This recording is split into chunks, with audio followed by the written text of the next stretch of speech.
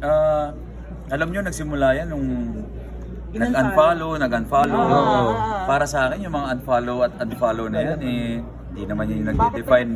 Hindi nagde-define ng mga relationship kasi yung mga social media, hindi naman yan validation ng isang relationship kung masaya o hindi. Kasi minsan maganda yung mga post, masaya.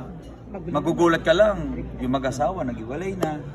Meron naman hindi nagpo-post pero alam nyo, sobrang saya. May mga ganun tayong mga kaibigan. Saan ka doon? So, Sa masaya. ako, normal sa akin yung mga hindi pagkakaintindihan. Ang importante, nakakapag-usap kayo at naayos nyo.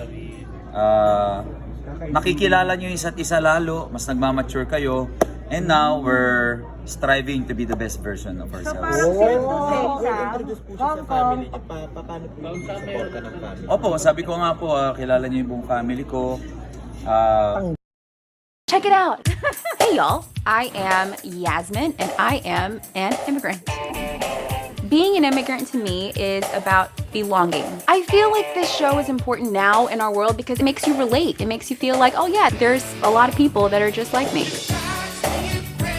I'm a big comedy fan.